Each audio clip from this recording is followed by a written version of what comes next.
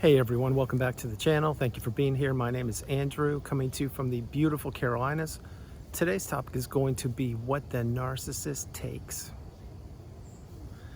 Think about that for a minute. Everyone, if you like the content, please like, subscribe, and share. So frequently on the channel, I mention a lot of things that the narcissist takes. In this video, I will do some deep diving into sub-layers of things that they take, and I'll begin with time. You see, when you were in that narcissistic relationship, they took your time. You were manipulated and you were fooled into thinking that the person that you were in the relationship with was a certain person. And they turned out to be the complete opposite. They turned out to be your worst nightmare. I'm not trying to trigger you or upset you, but everything isn't how it appears to be when you're in the narcissistic relationship. And that person sold you a bill of goods. They told you what you wanted to hear. They assimilated themselves with you, and they acted like they cared. Now, did you have some good times in that relationship? Of course, you probably had some. But was it outweighed by all the toxicity, all the abuse, all the sleepless nights, all the gaslighting, all the financial abuse, the physical abuse, perhaps the mental abuse, the emotional abuse? No.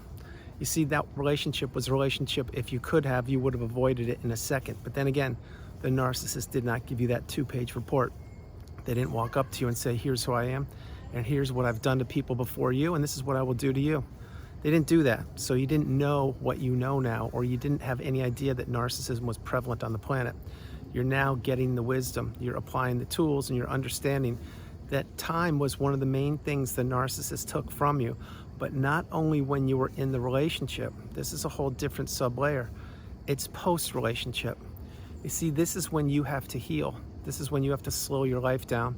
You have to look at yourself in the mirror and heal childhood wounds. You have to journal. You have to meditate, you have to see a therapist, you have to read, you have to watch videos, you have to take stock in who you surround yourself with and who you surrounded yourself with in the past. And it all starts with one person. You guessed it, it all starts with the narcissist. Because you, post-relationship, you will have had to heal, or you are healing right now. The narcissist will do nothing like that. There's nothing for the narcissist to heal from, because inside of them there's no substance, there's no core. What there is a vast wasteland, a vast emptiness. There's a huge void there, and they know it. And that's why they want to steal people's energy and, yes, steal people's time. And they want to keep people trapped in that zombie-like, trance-like state, which is the narcissistic fog, as long as they possibly can, because it fuels the narcissist. Now, having said that, post-relationship time, again, many people think that you're going to heal in a certain period of time. I'm not going to give you timelines, but many people think that, oh, this is going to be, won't be that hard, and they think that they can heal in a certain period of time. Well, you understand now, or you have understood, that nobody, and I mean nobody, can place a timeline on when you will heal. If anyone tells you that you will heal in a certain period of time, they don't know what they're talking about.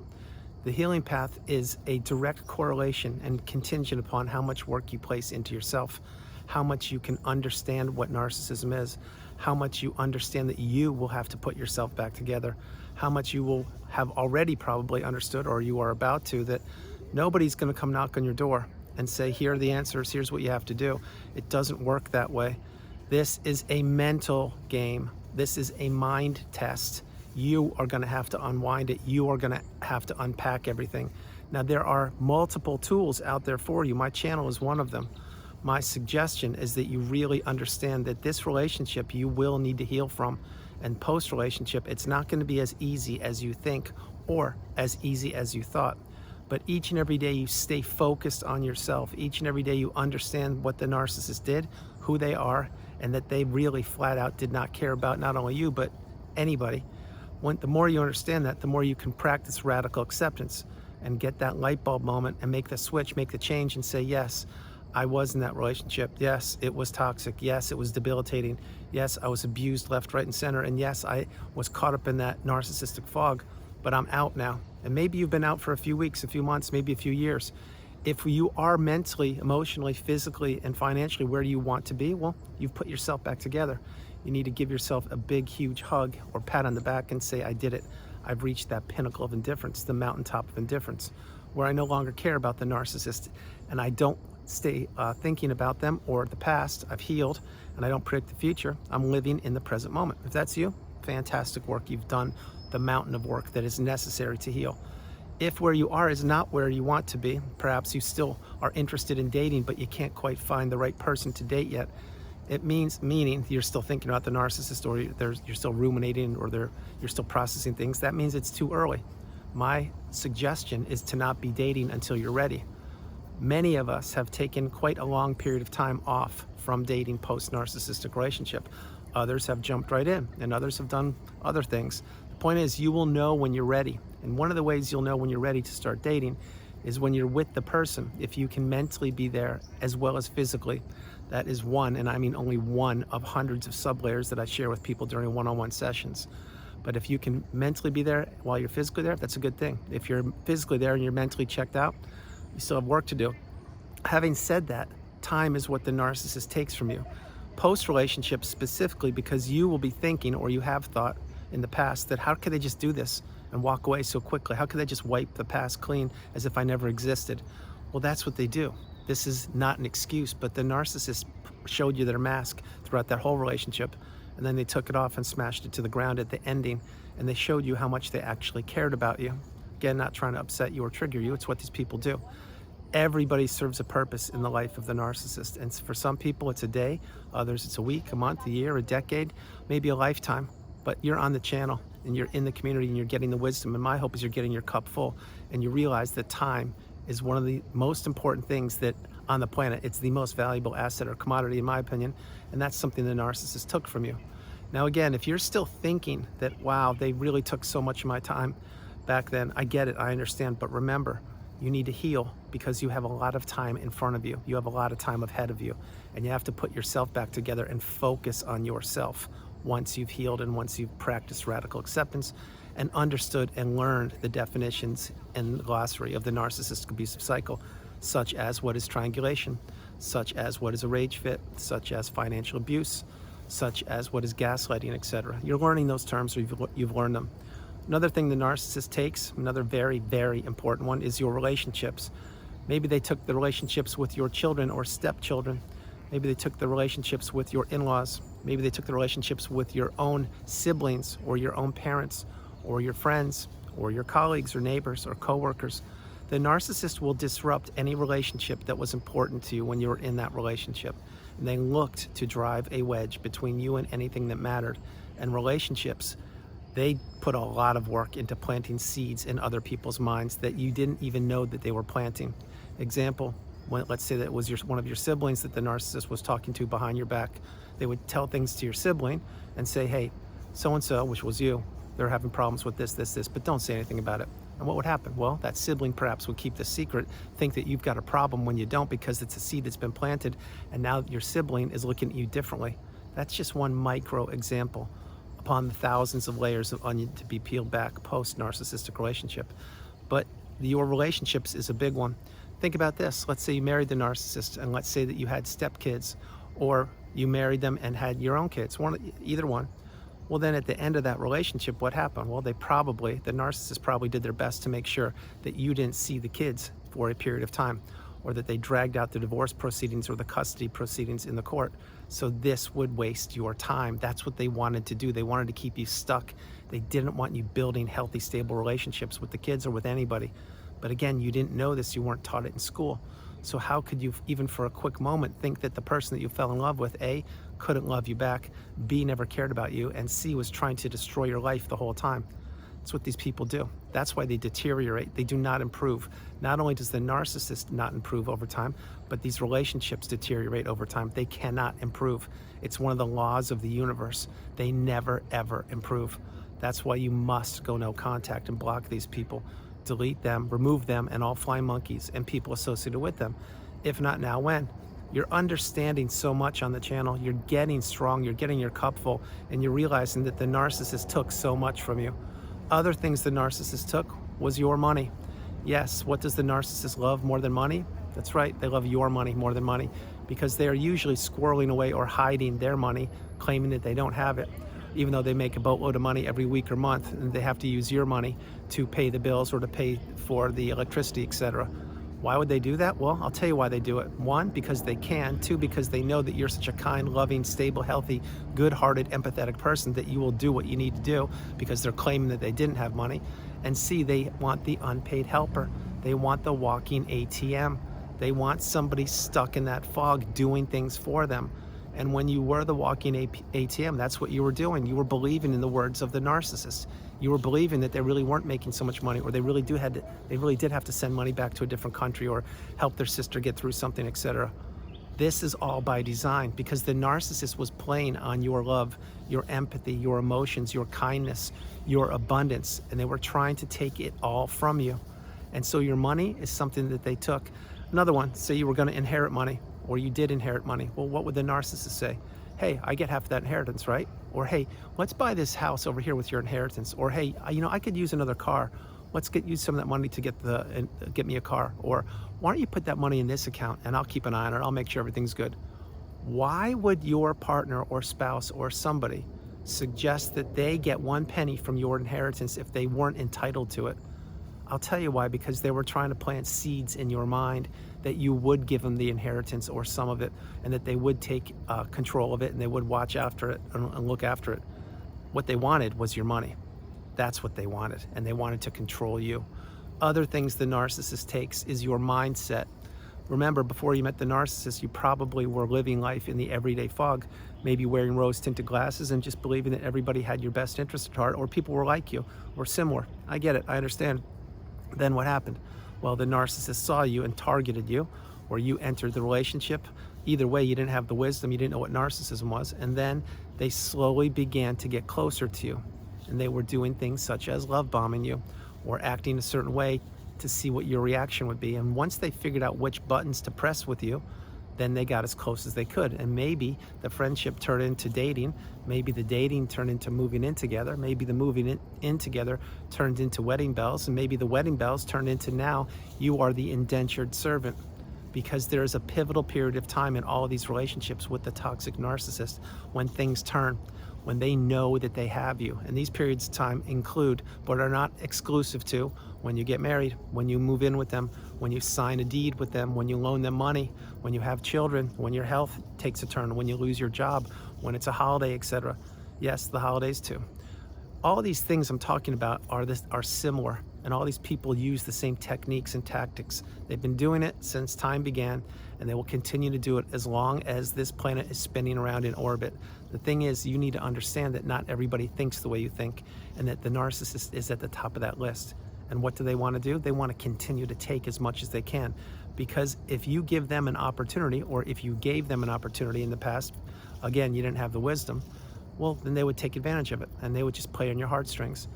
Think about everything I'm mentioning with you. What the narcissist takes, they take so much from so many people. We mentioned time, we mentioned relationships, we mentioned money. What about your hobbies? They took your hobbies too. Again, I've said this hundreds of times in videos. Maybe you like to go surfing, jet skiing, and you like to read books. Well, you hadn't surfed in 5 years.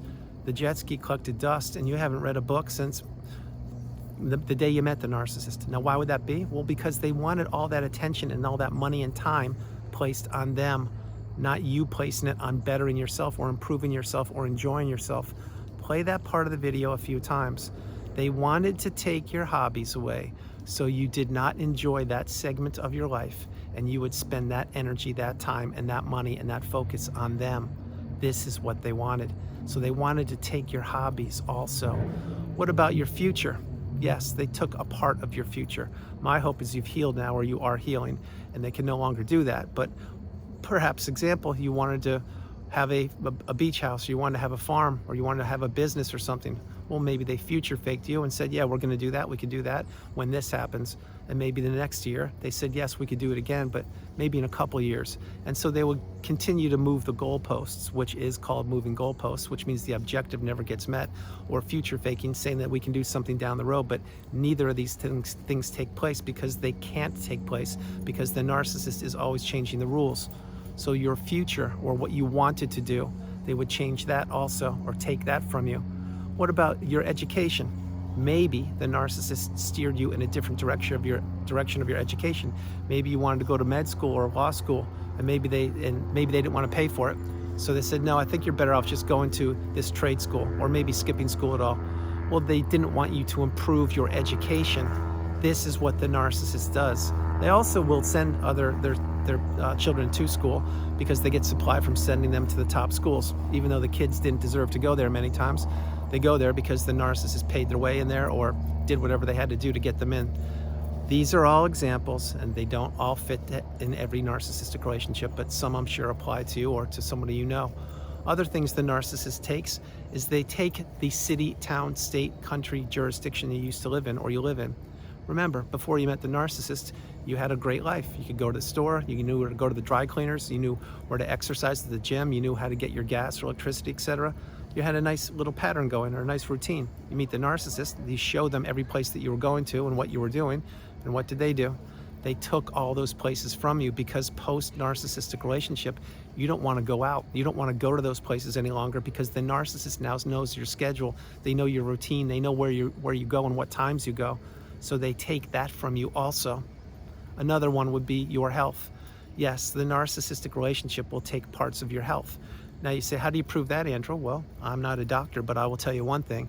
If you just take a good look at how your health was before you met the narcissist and how it was post-relationship, I am almost certain you had some health concerns. Maybe you had some rashes, or you lost some weight, or you gained weight, or you lost some hair, or you had some kind of condition or something that you had that cleared up miraculously after the narcissist left. Now, did it clear up immediately? No, but after time it did. Why do you think that was? It was because you weren't under the same roof or the pressure of the narcissist. You weren't walking around on eggshells. You weren't holding your breath. You weren't being treated less than. You didn't have an identity back then. You were being treated like the worst person on the planet, but yet expected to pay all the bills and expected to do everything they wanted you to do. You see, no matter what you did, it wouldn't be enough in that relationship. And when that all goes away and you're now living in your own environment without toxicity, after the void that gets filled, then you realize, wow, I actually do have time. I do have space. I do have clarity. I can read a book. I can take a class, teach a class. I can travel, journal. I can just sleep in. I can meditate. I can do what.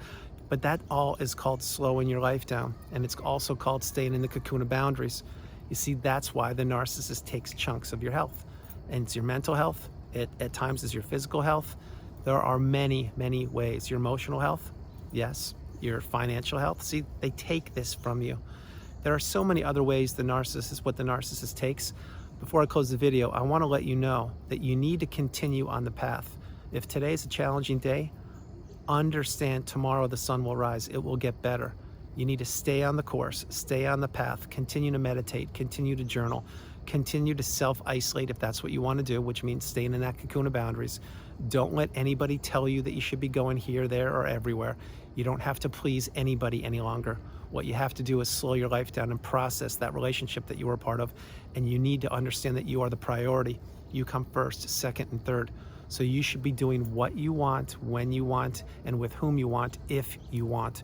If you're not where you want to be, mentally, emotionally, physically, financially, spiritually, it means there's more work to be done. Stay insulated, stay protected, be more observant, don't overshare, understand toxicity is everywhere, and that you have to or had to heal from that relationship, because the narcissistic relationship is the relationship you need to heal from. You're learning that, or you've learned that, and the only person that can get you through that is you. Again, I'm going to share this before I close the video. This is not meant to trigger you or frighten you or upset you. It's that the healing path is not linear. It takes time. It takes a lot of time, but in your time, you will heal. If you continue to focus on yourself, you continue to become educated and awakened, empowered and enlightened, and understand that the narcissist does not deserve to know where you are, who you're with, what your hair color is, who you're dating, what book you're reading, how much you're exercising, and how much you're healing. That is why you really need to focus on yourself. And if you can, go no contact, block these people, because they do not improve. They only get worse over time. So everyone, that's the video. I hope you liked it. I loved doing it from the beautiful Carolinas. This is Andrew. Namaste. Have a great afternoon, evening, or morning, no matter where you are on the planet. You are not alone. Remember that. You are not alone. I love you all. God bless you, and I'll talk to you tomorrow. And it is kind of noisy around this time for some reason, so I'm doing my best to find quiet locations. I hope you guys enjoyed the video. You found value out of it. If you did, give it a thumbs up, pay it forward, play it a few times, and continue to focus on yourself. I'm going to say this again. I've said it a few times recently. The time of year we are in is the holiday season for many people. The holiday Hoover could rear its ugly head. Do not accept a Hoover. Stay low. Protect yourself, insulate yourself, do not share, do not overshare. Go to places you want to go because they're safe. And if you don't feel like doing something, always, and I mean always, trust your instincts and your intuition, and always observe and pay attention to red flags, because you've come this far, you've come too far, you've put yourself back together, or that's what you're doing. And where you were a year ago, you're a lot better off today. Where you were 2 years ago, you're even more better off today. And next year, you will be in a better space, in a better place, and in a better environment, and in a better mindset if you focus on yourself. Understand what I'm sharing with you. Be patient with yourself, be kind with yourself. Do not give the narcissist chances, become unhooverable, and understand that you are the priority. You are beautiful, you're abundant, you're amazing, loved, cherished, needed, and you are an honorable person. I love you all, God bless you, and I'll talk to you tomorrow. Bye, everybody.